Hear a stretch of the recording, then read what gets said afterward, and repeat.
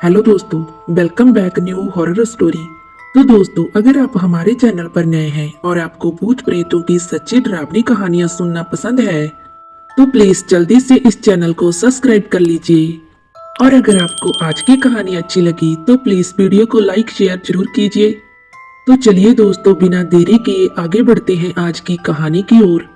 आज से तकरीबन 15 साल पहले मेरे साथ एक ऐसी घटना घटी जिस घटना ने मेरी पूरी जिंदगी ही बदल कर रख दी।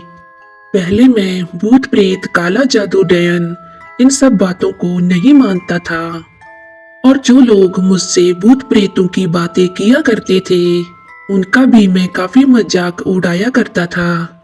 मगर मैं नहीं जानता था कि इस घटना के बाद से भूत प्रेतों की बातों का मजाक तो क्या, उनकी बातों को सुनकर मैं कांप जाया करूंगा। ये घटना तब की है जब मैं अपने गांव में रहा करता था और गांव से बाहर एक गोदाम में काम किया करता था। हमारा गांव काफी छोटा और जंगलों से घिरा हुआ था, जिस कारण से शाम के 7 बजे ही घना अंधेरा सा जाता था। गांव के बहुत से लोग खेती किया करते थे। मेरे पापा और चाचा खेती किया करते थे, लेकिन मैं गोदाम में काम करता था। मेरे घर से वो गोदाम काफी दूर था, जिस कारण से मुझे आने जाने में काफी परेशानी होती थी।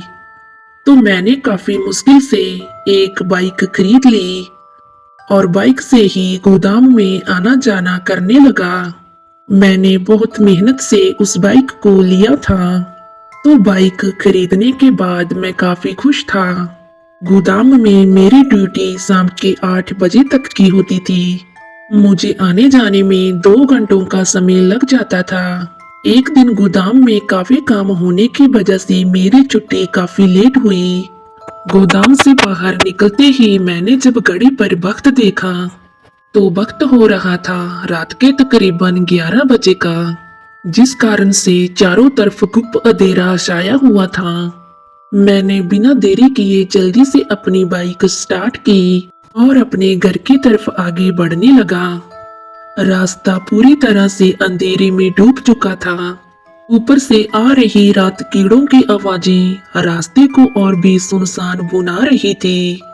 और उस दिन ठंड भी बहुत ज्यादा थी और चारों तरफ घना कोहरा छाया हुआ था, जिस कारण से मेरी बाइक की हेडलाइट भी काम नहीं कर रही थी।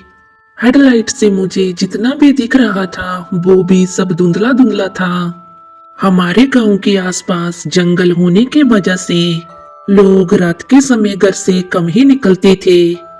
गांव वालों का ये मानना था कि जंगल में आत्माओं का बसेरा है, मगर मैं इन सब बातों को नहीं मानता था। खैर, कुछ देर बाइक चलाने के बाद मैं अपने गांव को जाने वाले जंगली रास्ते पर पहुंच गया। तो वो जंगली रास्ता पहले वाले रास्ते से भी ज्यादा सुनसान था। दूर दूर तक मुझे मेरे अलावा इंसान तो दूर जानवर तक भी दिखाई नहीं पड़ रहा था। खैर, रास्ते को सुनसान देखकर मैंने इसका फायदा उठाते हुए अपनी बाइक की रेस और बढ़ा दी। अभी मैं आगे की तरफ बढ़ ही रहा था कि तभी अचानक से मेरी बाइक बंद होने लगी और 2-3 झटकों से अचानक से मेरी बाइक बंद पड़ गई। तो अचानक से बाइक को बंद होता देख मैं एकदम से परेशान हो गया कि आखिर बाइक को क्या हो गया। जिसके बाद मैंने बाइक को स्टार्ट करने की बहुत कोशिश की, मगर मेरे बहुत कोशिश करने के बावजूद भी बाइक स्टार्ट ना हो पाई। अब मैं बहुत परेशान हो चुका था और मेरे आसपास जंगल के अलावा कुछ नहीं था कि मैं किसी से मदद मांग लूं। अभी भी मेरा घर जहां से काफी दूर था। दिन भर गोदाम में काम कर कर मैं बहुत थक चुका था। अभी मुझ में इतनी हिम्मत नहीं थी कि मैं अपनी बाइक को धक्का मारकर घर तक लेकर जाऊं कि अब मैं क्या करूं। अभी मैं सोच ही रहा था कि मैं क्या करूं, तभी मुझे अचानक से किसी के हंसने की आवाज सुनाई दी। उस आवाज को सुनकर मैं काफी हैरान हो गया कि भला इतनी रात गए इस जंगली रास्ते पर कौन होगा।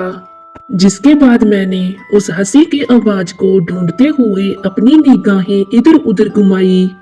मैं उस आवाज को ढूंढ रहा था कि आखिर वो आवाज कहाँ से आ रही है। इधर उधर देखने के बाद जब मुझे वहां पर कोई दिखाई ना पड़ा तो मैं इसे अपने मन का वहम मानकर फिर से बाइक को स्टार्ट करने लगा। अभी मैं बाइक को चालू करने की कोशिश कर ही रहा था कि तभी मुझे एक बार फिर से वो हंसने की आवाज सुनाई दी, लेकिन इस बार वो आवाज काफी तेज थी।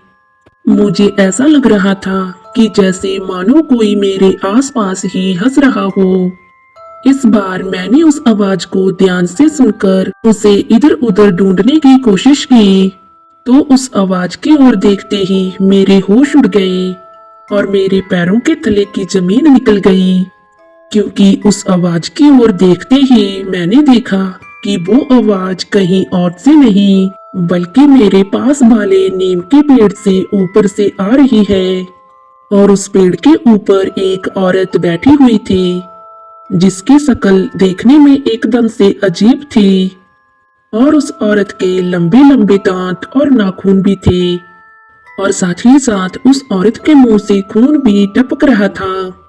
उसे देखते ही मैं समझ चुका था कि ये कोई इंसान नहीं बल्कि एक पिशाचनी है। शायद अब वो पिशाचनी मुझे मार डालेगी। मैं डर के मारे कांप रहा था कि तभी वो पिशाचनी पेड़ से कूदकर बिल्कुल मेरे सामने खड़ी हो गई। तो उस पिशाचनी को बिल्कुल मेरे सामने देखकर मेरा कांपता शरीर और भी जोर से कांपने लगा। मुझे ऐसा लग रहा था कि जैसे ये मेरी आखिरी रात हो और अब मैं शायद नहीं बचूंगा। कि तभी उस पिशाचनी ने एकदम से मेरा गला पकड़ लिया। उसने मेरे गले को अपने हाथों से इस तरह जकड़ लिया था, मुझे सांस भी बहुत मुश्किल से आ रही थी। उसके बाद वो पिशाचनी मुझे घसीटते हुए जंगल के अंदर ले जाने लगी। अपनी मौत को बिल्कुल सामने देखकर मैं डर के मारे बहुत कांप रहा था, मगर फिर भी मैंने हिम्मत नहीं हारी। मैं अपने आप को उस पिशाचनी से छुड़ाने की बहुत कोशिश कर रहा था, लेकिन उस पिशाचनी के आगे मैं एक जिंदा लाश की तरह था। वो पिशाचनी मुझे घसीटते हुए जंगल के काफी अंदर ले आई, जहां मेरे चिल्लाने का भी कोई फायदा नहीं होने वाला था।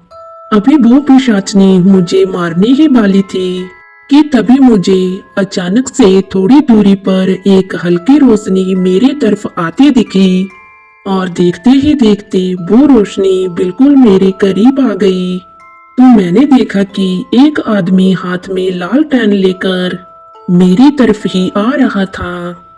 वो आदमी के आते ही वो पिशाचनी मुझे वहीं पर छोड़कर जंगलों में भाग गया, जिसके बाद उस आदमी ने मुझे सहारा देकर उठाया। फिर मैंने पूरी बात उस आदमी को बताई, तो वो आदमी मेरे साथ चलकर मेरी बाइक के पास आया और मेरी बाइक को स्टार्ट करने की कोशिश करने लगा। तो उस आदमी के एक बार कोशिश करने पर ही मेरी बाइक स्टार्ट हो गई। ये देखकर मैं काफी हैरान हुआ कि आखिर इतनी देर से बंद पड़ी मेरी बाइक इस आदमी के एक बार कोशिश करने पर ही कैसे स्टार्ट हो गई। और आखिर ये आदमी है कौन, जिसे देखकर वो पिशाचनी एकदम से भाग गई। अभी मैं ये सवाल उस आदमी से पूछने वाला ही था कि तभी मेरी नजर उस आदमी के पैरों पर गई। उस आदमी के पैरों को देखकर एक बार फिर से मेरा शरीर कांपने लगा, क्योंकि उस आदमी के पैर उल्टे थे, यानी कि वो आदमी भी एक पिशाच था। और उसके बाद मैं जल्दी से अपनी बाइक पर बैठा और बाइक को भगाता हुआ अपने घर पर पहुंच गया। तो दोस्तों, ये थी हमारी आज की कहानी। अगर आपको हमारी आज की कहानी अच्छी लगी तो प्लीज वीडियो को लाइक शेयर जरूर कीजिए, और अगर आपको भूतिया कहानियां सुनना पसंद है तो प्लीज चैनल को भी सब्सक्राइब जरूर कीजिए।